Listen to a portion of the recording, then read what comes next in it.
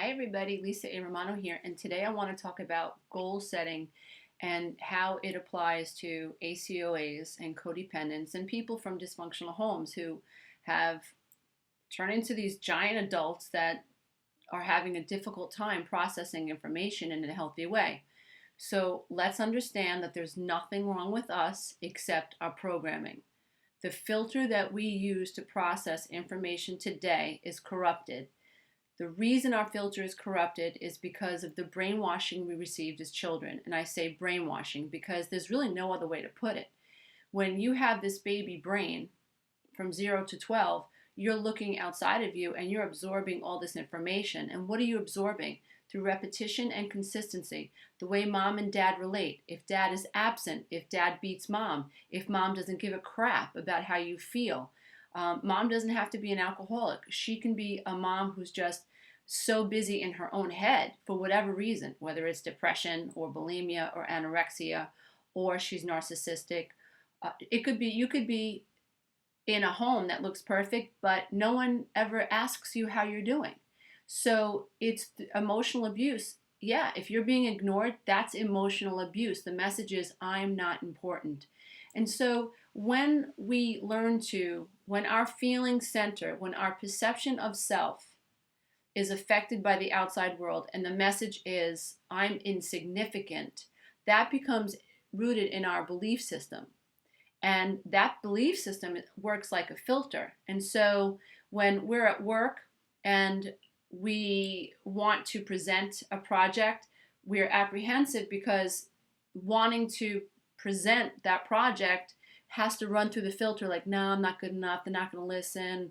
They're going to make fun of me. What are they going to think? Someone else has probably got a better presentation than I do now. Maybe I'll pull back. So it's the filter. Your presentation is probably awesome, especially if you believe in it, especially if you got a quickening in your spirit when you initially thought about it and when you were working on it. So that's all signs that you are in alignment with what you want to bring into the physical reality, this 3D world in an office room.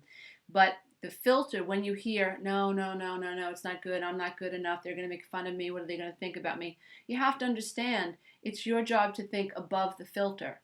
We have to correct the filter. We have to get down to the belief system. So let me explain to you why goals are important and how you can use them and incorporate them on your healing journey. So often my clients and I get to a point where we start talking about their past healing modalities, and they've been to psychologists and they've been to therapists and they've been to the ACOA meetings and the CODA meetings, and they find themselves not knowing what to do with the diagnosis that I am codependent or that I am the victim of emotional abuse. Now what? It's like going to the doctor because you have a broken arm and the emergency room staff saying, yep, it's broken. Ciao. What does that mean? So I'm codependent. Help me figure that out. Help me, tell me what to do. What do I do now? So the reason I do what I do is because I feel like I've figured so many things out in a practical way, like how-to stuff. And my next book that hopefully will be picked up by an awesome publishing house, it addresses how to handle fixing or coming out of the fog that is codependency. Let's face it, codependency is a fog. It's like this giant cloud between your brain and yourself. You know, it's like your brain can't see that you have a self.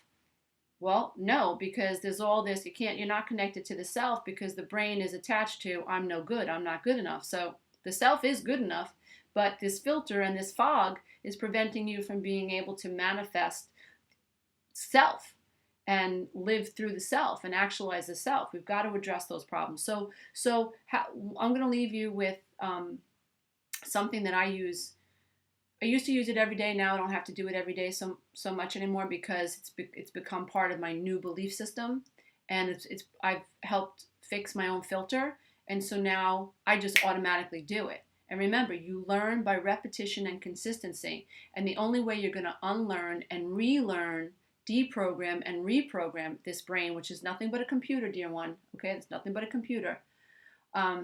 The only way to fix that is through repetition and consistency. I don't say just listen to my stuff. I don't say just listen to my affirmation book or my quantum tools book or The Road Back to Me or My Road Beyond the Code. I don't say that. I say listen to material that resonates with your heart chakra. When you get that stirring in your spirit, remember, we have a stirring in the spirit. When people say things like that resonated with me, what are you saying? Listen to what you're saying. You're saying that struck a chord in me. Pianos, chords. Guitars, chords. Vibrations, chords. Vocal chords. You're supposed to be, when you resonate with something, like let's say I'm saying, you'll feel it, right? You start tingling. That's like the C, my C chord. Let's say my heart is a piano, and I just hit the C chord. Now the C chord in your heart is resonating with the C chord in my heart. We're all the same thing at the end of the day, dear one. We're all human beings. That's it. Peel our skins off. We're like bananas. We're all the same inside. We've got to stop this idea that we're separate.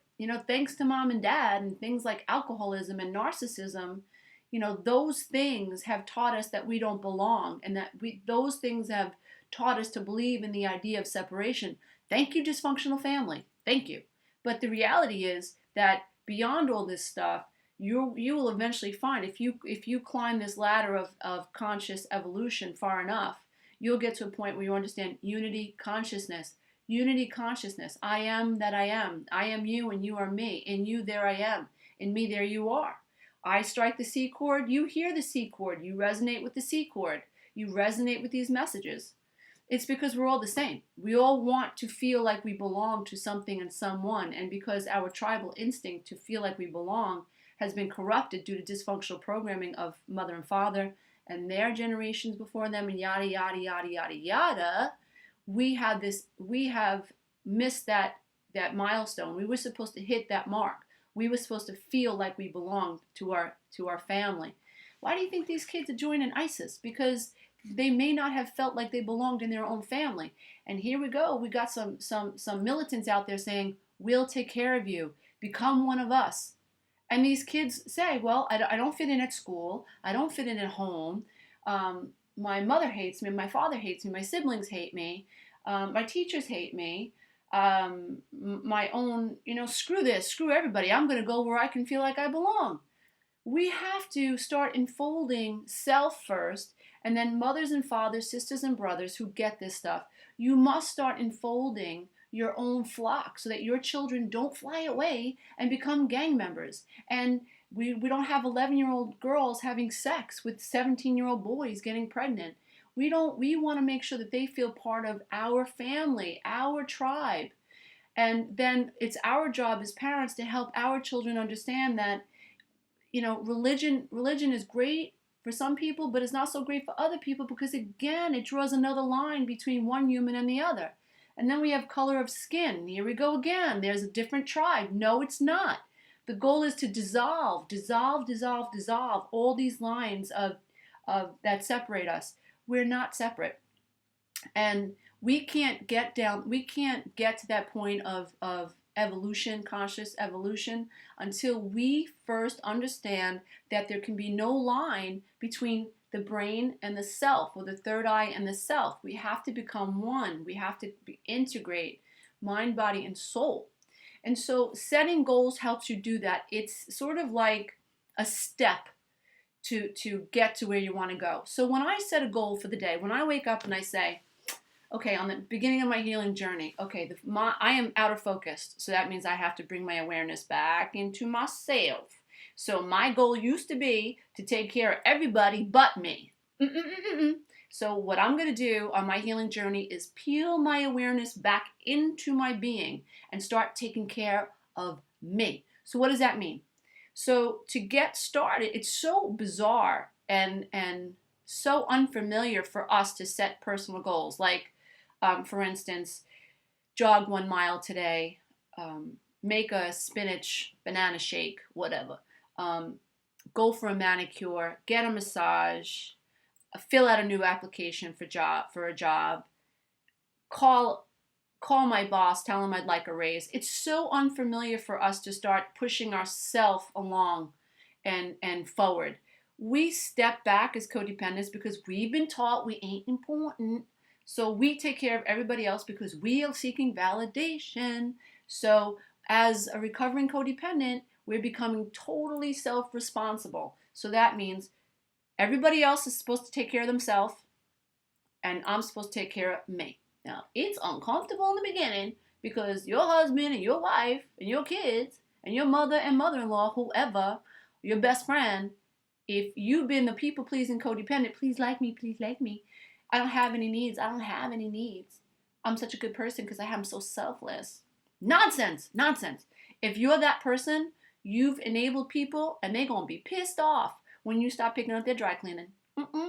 But you have to be prepared for that because you are detaching and that's uncomfortable. Yeah, but guess what? Over the rainbow, it's beautiful and it's awesome, and there's contentment, and there's peace, and there's abundance, and there's a connection to I am enough. Like I didn't come here to take care of someone else. I came here to take care of me. You know? So you got to be able to stick through this process. So in the beginning, part of what you can do to break this codependency issue is to begin setting goals. I suggest in one of my strategy steps, which will be included in my next book, you set in the beginning 5 really simple goals. Whether it's today, 5 goals. Number 1, I'm going to do a meditation. Number 2, have breakfast. Number 3, brush my teeth. Number 4, put my makeup on. Number 5, go for a walk. Very simple, simple, simple, simple, simple. Now, you also want to set 5 goals for the to-do later. So I call it the to-do later list. So you want 2 lists every morning while you're reeling your awareness back into your own damn mind. So we have the immediate goal list, which is just teaching your brain to focus on the list, which is focusing on me, on you, on what I have to do for me. So we're teaching the brain to not to take away attention from what you have to do for Harry, for what you have to do for your mother-in-law, what you got to do for the dog groomer. It's pulling yourself back. So now we have a immediate goal list, and then number 2, we have a to-do later list. So it sounds something like pick up the dry cleaning after work, pick up some spinach for dinner, do a meditation before bed, run through my affirmations, have a bubble bath. So that's your to-do later. So then the brain is getting used to the idea of this life is about me. So you're not being selfish. Selfish is narcissistic when, for instance, this is what selfish looks like. I got to think of a good one. So I am being selfish if my whole family decided that we were going to go to a sushi restaurant for dinner, and I agreed to go to a sushi restaurant. Now, I don't like the way my hair looks, and I'm picking on everybody in my family now because I don't want to go to the sushi restaurant because my hair don't look good, because I'm codependent and I'm a narcissistic kind of like codependent, and I don't care about how everybody else feels. It's all about me. I want to go into that restaurant and I want to look good, and I want everyone to look at me, and I want to feel good about me. And if I don't feel good and I don't think I look good, then nobody can go to the restaurant. That's selfishness. So if I'm the kind of person who is that low on the totem pole in terms of emotional evolution and conscious evolution, and I'm that low, then what I'm going to do is I'm going to pick on my husband, and we're going to have an argument. And I'm going to pick on my daughter, and then I'm going to upset her. So she says, I don't want to go to the restaurant anymore. And I'll say, see, well, she's the reason we're not going to the restaurant. That's selfishness. That's so horrible. That's so mean. And that's so ridiculous. And you know, people do that. They do it every single day. And worse, you know when they're doing it. And worse, they ignore it and they act like they're not doing it. And if you call someone out on that, like, you just caused this argument because you don't want to go. They'll say, that's crazy, you're crazy, why are you saying that? There's something wrong with you, you're twisted. And so here you are, very aware, very intuitive, you're aware of what's going on in your family. You call that family, that selfish, rightfully so, that selfish family member out on it. Then they turn it on you, and you walk away feeling totally effed up and confused. Nothing gets done. That's what I call crazy communication style. And I'm telling you right now, dear one, That is, if that person doesn't change, you can't grow in that relationship. And I suggest thinking about getting out of it somehow, some way. If you have a partner like that and they are bringing you down, consider confronting them with what you see, try to get them on the same page, work it out, try to work it out a little bit, give them some time to figure it out. But if that person refuses to change, dear one, you don't have to stay there. Not that you need permission from me, but I know that I needed permission from the outside world.